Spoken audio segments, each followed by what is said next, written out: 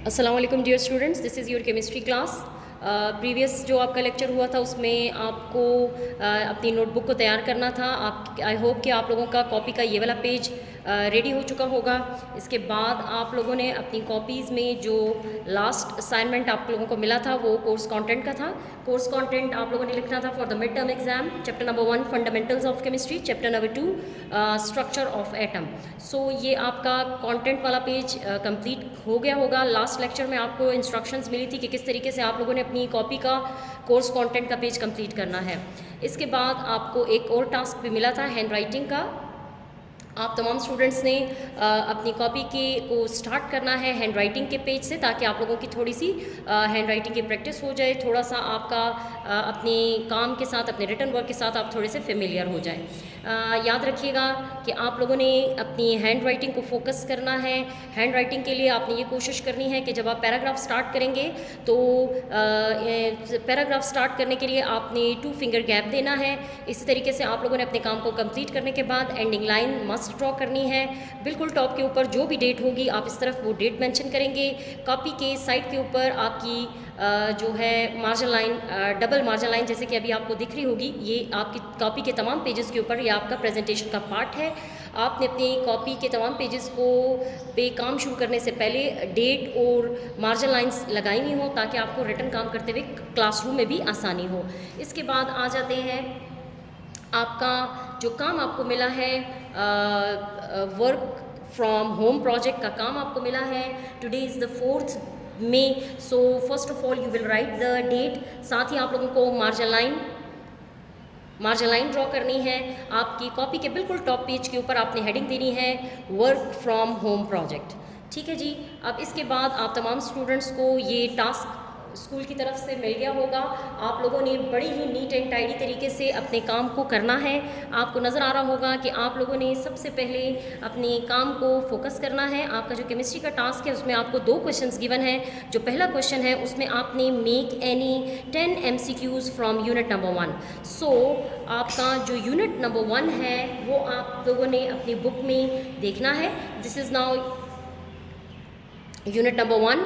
और unit number 1 में जो आपको प्रोजेक्ट का काम मिला है वो आपका पेज नंबर 2 to 9 आपको पेज नंबर गिवन है। आपने इन 2 to 9 पेज नंबर्स में से MCQs बनाने हैं। MCQs बनाने का तरीक़ेकार ये होगा कि आपने बड़े अच्छे तरीके से पेज 2 to 9 की स्टडी करनी है, और अगर आप अपने हाथ में एक पेंसिल रख लेंगे तो ड्यूरिंग द रीडिंग आपको MCQ मार्क करने में आसानी होगी। यही MCQ फिर आप आसानी के साथ अपनी कॉपी में लिख सकेंगे। तो जिस वक्त आप अपना काम शुरू करेंगे, that is you will start from page number 2। Page number 2 पे आपको जो टॉपिक नज़र आ रहा है, फर्स्ट टॉपिक आपको इंट्रोडक्शन का नज़र आ रहा है। After that we have Muslim period. तो ये तमाम के तमाम आपको काम जो है इसको बड़ा ही अच्छी तरीके से इसकी रीडिंग भी करनी है। अगर आपको कहीं पे कोई प्रॉब्लम आ जाता है, वर्ड कोई डिफ़िकल्ट वर्ड आपको मिलता है, तो प्लीज़ आप लोग डिक्शनरीज़ को कंसल्ट करें और मीनिंग्स को फाइंड आउट करने की कोशिश कीजिए। इंशाल्लाह जब हमारी प्रॉपर क्लासेस शुरू हो जाएंगी तो वो तमाम की तमाम बातें हम इंशाल्लाह क्लास में डिस्कस भी करेंगे।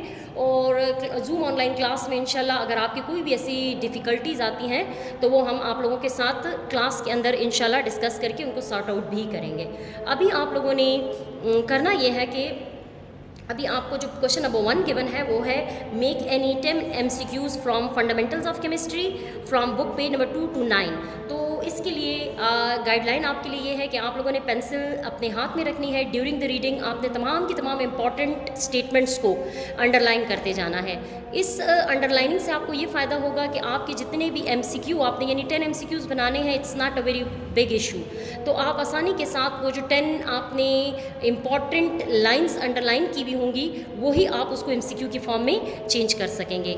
सो MCQ बनाना इंशाल्लाह आप लोगों के लिए कोई मुश्किल टास्क नहीं होगा। आप लोगों ने MCQ को किस तरीके से अटेम्प्ट करना है, जैसे कि अभी आप लोगों को नज़र आ रहा है कि मैंने क्वेश्चन नंबर 1 लिखा है आप लोगों के लिए।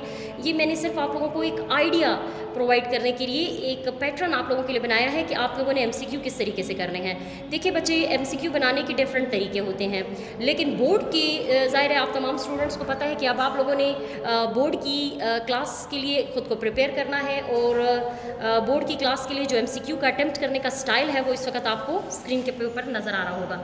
तो बेटा आप तमाम स्टूडेंट ने सबसे पहले हेडिंग देनी है आफ्टर हैंड राइटिंग। प्लीज़ याद रखिएगा कि ये हैंड राइटिंग का पेज आप लोगों ने अटेम्प्ट करना है घर के अंदर ही। हैंड राइटिंग का पेज अटेम्प्ट करने के बाद आप अपना जो हेडिंग है वो दे देंगे वर्क फ्रॉम होम प्रोजेक्ट, और वहाँ पे आपको जो टास्क गिवन है उसमें क्वेश्चन नंबर 1 जो है वो है make any 10 MCQs from unit number 1 fundamentals of chemistry, page number 2 to 9। सो बेटा पेज नंबर 2 to 9 को आपने रीड करना है केयरफुली, और उसमें से आपने MCQs बनाने हैं। जैसे आप लोगों के एग्जाम्पल के तौर पे मैंने आप लोगों के लिए 2-3 MCQs बनाए हैं, आपको देख रहे होंगे मैंने क्वेश्चन लिखा है। आपने करना ये है कि आप इसके साथ लिखेंगे दिस इज़ क्वेश्चन, तो आप लिखेंगे shade the correct option. Shade the correct option में आप लोगों ने स्टेटमेंट्स लिखनी है, जैसे कि मैंने आपकी बुक की पेज नंबर 3 से एक स्टेटमेंट उठाई है, that is generally known as the father of the chemistry. So आपने क्या करना है कि ज़ाहिर है इनमें से तो एक ही करेक्ट ऑप्शन है, आपने डिफरेंट साइंटिस्ट के नेम्स मेंशन कर देने हैं। डिफरेंट साइंटिस्ट के नेम्स में से ज़ाहिर है बच्चे एक आपके पास जो करेक्ट ऑप्शन होगा आप उसको शेड करेंगे। इसी वजह से मैंने आपका क्वेश्चन बनाया है शेड द करेक्ट ऑप्शन। बेटा यही पैटर्न आप लोगों को बोर्ड के MCQs के लिए फॉलो करना है। तो बेटा आप लोगों ने ये टिक की तरीके से जो आप लोग क्रॉस और टिक के जो MCQs बनाते हैं आप लोगों ने वो फॉर्मेट फॉलो नहीं करना। आपने जो सेम फॉर्मेट आपको इस वक्त स्क्रीन के ऊपर नज़र आ रहा है आपने उसी फॉर्मेट के मुताबिक 10 MCQs बनाने हैं। इसी तरीके से बच्चे जो सेकंड MCQ मैंने आप लोगों के लिए बनाया है, the period of Muslims is generally called the period of. अब पीरियड ऑफ के बाद आपको 4 ऑप्शंस नज़र आ रहे हैं। ज़ाहिर है बेटा 4 के 4 तो करेक्ट आंसर्स नहीं हो सकते, तो आप लोगों ने 4 इनमें से एक करेक्ट आपके पास जो आपका एक करेक्ट आंसर होगा वो तो होगा, आपने 3 इमेजनरी से उसके साथ वर्ड्स बना लेने हैं, ठीक है बच्चे। और उसको जो आपको करेक्ट नज़र आएगा बेटा आप लोगों ने उसको शेड कर देना है।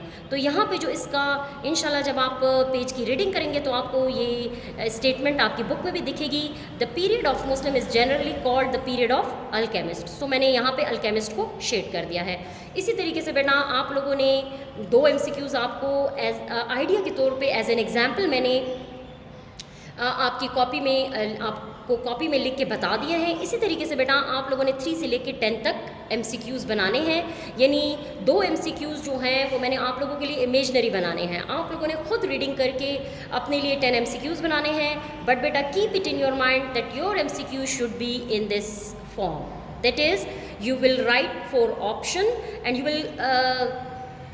will shade the correct answer like that, okay? So this is very careful thing.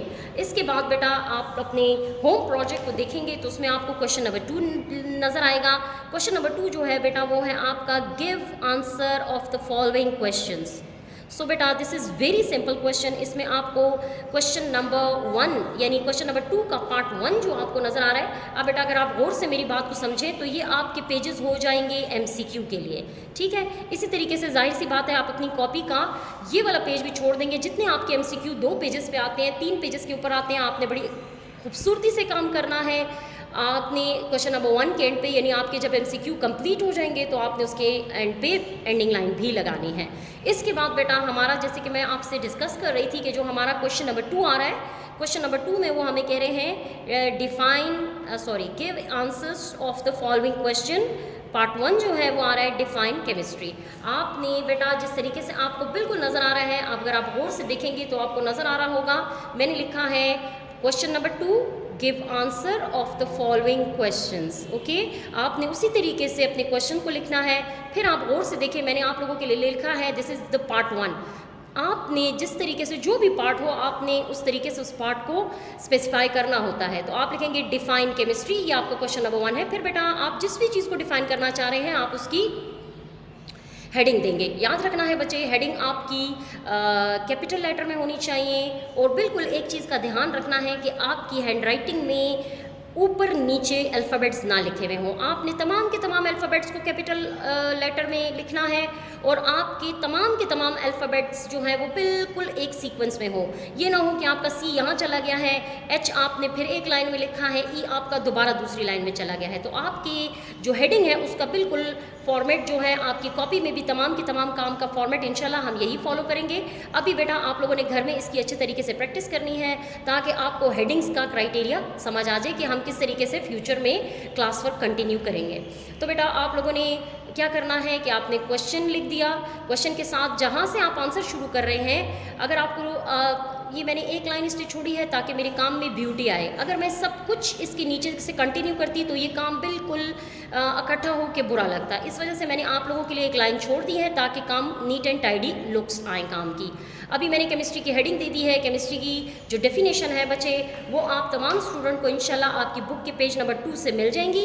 ये आपको पेज नंबर 2 जब देखेंगे तो बेटा ये डेफिनेशन आपको इंशाल्लाह वहाँ पे मिल जाएगी। इसके बाद बेटा अगर आप गौर करें तो आपको क्वेश्चन नंबर 2 गिवन है, write note on Jabir ibn Hayyan. Book का पेज नंबर आपकी सहूलत के लिए, आपके काम को फैसिलिटेट करने के लिए गिवन है। पेज नंबर 3 के ऊपर आपको बेटा ये साइंटिस्ट मिलेगा। अगेन काम करने का तरीका देख लीजिए। एंडिंग लाइन आपने लगा दी क्वेश्चन नंबर 1 के बाद। अब आप लिखेंगे जनाब क्वेश्चन नंबर 2। आप गौर से देखिए तमाम स्टूडेंट कि मैंने साइड पे लिखा हुआ है this is question number 2, write a note on Jabir ibn Hayyan. अब आपने ज़ाहिर है जाबर बिन हयान का क्वेश्चन है तो आप जाबर बिन हयान की हेडिंग देंगे। आपने हेडिंग के साथ मस्ट आंसर स्पेसिफाई करना है कि दिस इज़ माय आंसर, और आपने जाबर बिन हयान की हेडिंग को दोबारा कैपिटल लेटर में मेंशन करना है। हेडिंग के बाद आपने हेडिंग को अंडरलाइन करना है। गौर से देखना है, मैंने डबल अंडरलाइनिंग की हुई है, यानी आप 2 टाइम्स लाइंस लगाएंगे। अगर आप गौर से देखें तो शायद आपको ये ज़्यादा क्लियर नज़र आ रहा होगा। आप जाबर बिन हयान का काम आपका बुक पे पेज नंबर 3 आपको मिलेगा। पेज नंबर 3 पे जाबर बिन हयान का काम मौजूद है। तो आपने जाबर बिन हयान का काम बेटा पैराग्राफ की फॉर्म में बुक में मौजूद है, लेकिन अगर आप गौर से देखें तो मैंने उस पैराग्राफ को पॉइंट्स की फॉर्म में चेंज किया है। तो आपके बेटा जाबर बिन हयान की तकरीबन 4 to 5 पॉइंट्स बनेंगे।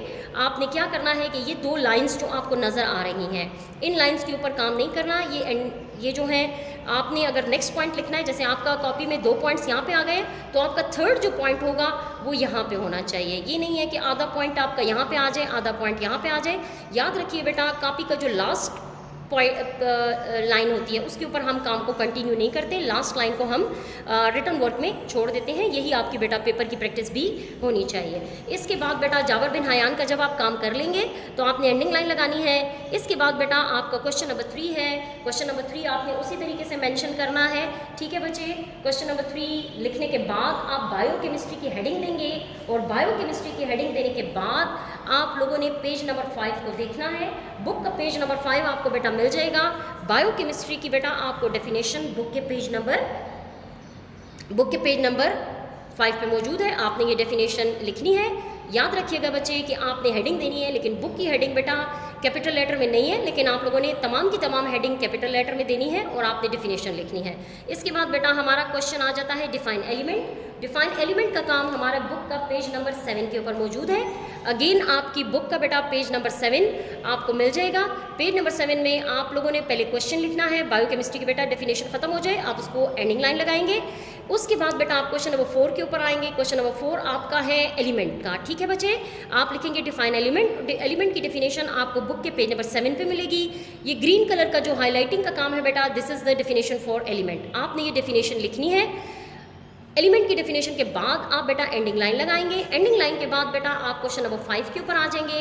आपका क्वेश्चन नंबर 5 है डिफाइन कंपाउंड। डिफाइन कंपाउंड के लिए बेटा आप लोगों को रेफरेंस के तौर पे बुक का पेज नंबर 9 गिवन है।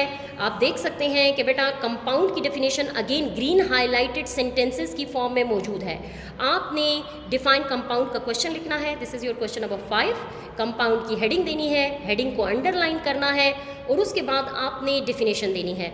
याद रखिएगा बच्चे कि पैराग्राफ स्टार्ट करने के लिए कोई भी पैराग्राफ आप स्टार्ट करेंगे 2 फिंगर गैप देना है आपने। इस तरह की प्रैक्टिस प्लीज़ आप लोगों को कोशिश ये करनी है बच्चे कि इस तरह की प्रैक्टिस अक्सर स्टूडेंट मिस्टेक में ये काम करते हैं। तो बच्चे ये काम आप लोगों ने बिल्कुल नहीं करना अपनी कॉपीज़ में। बच्चे क्या करते हैं कि इस तरीके से अंडरलाइन कर देते हैं और कंपाउंड की डेफिनेशन इस पॉइंट से शुरू करते हैं। आपने अपनी कॉपी में ये प्रैक्टिस अवॉइड करनी है। 2 फिंगर गैप देने के बाद आप अपना कंपाउंड का काम यहाँ से स्टार्ट करेंगे, यहाँ से नहीं स्टार्ट करना। स्टूडेंट क्या करते हैं कि जी हेडिंग को देखते हैं और उसके नीचे से काम शुरू करते हैं। आपकी हेडिंग चाहे यहाँ पे ख़त्म हुई है, यहाँ पे ख़त्म हुई है, यहाँ पे ख़त्म हुई है, आपका काम पैराग्राफ का सपोज कर लें कि बच्चे मेरे पास सिचुएशन ये है, this is the margin line. आपने 2 फिंगर छोड़ के 2 फिंगर गैप दे के अपने पैराग्राफ को स्टार्ट करना है। सो बेटा this is all about your task. जो कि आपको घर पे करना है। काम आपका तमाम स्टूडेंट का कंपाउंड का काम करने के बाद बचे आपने एंडिंग लाइन लगानी है। आप तमाम स्टूडेंट का काम नीट एंड टाइडी होना चाहिए और इंशाल्लाह जो नोट्स आपको बचे हमने प्रोवाइड किए हैं उनका कोई भी रिटर्न काम अभी आप लोगों ने स्टार्ट नहीं करना। सिर्फ इस वक्त आप लोगों ने मे का जो काम है वो हमने आप लोगों को जिस फॉर्म में समझाया है आप लोगों ने उसी फॉर्म में काम करना है। रिटन नोट्स जो आपको प्रोवाइड किए गए हैं उनमें से कोई भी काम अभी आपने अपनी नीट कॉपीज़ में नहीं करना, उसके बारे में हम आपको नेक्स्ट क्लासेस में इंस्ट्रक्शंस देंगे। ओके बेटा, अल्लाह हाफिज़, थैंक यू।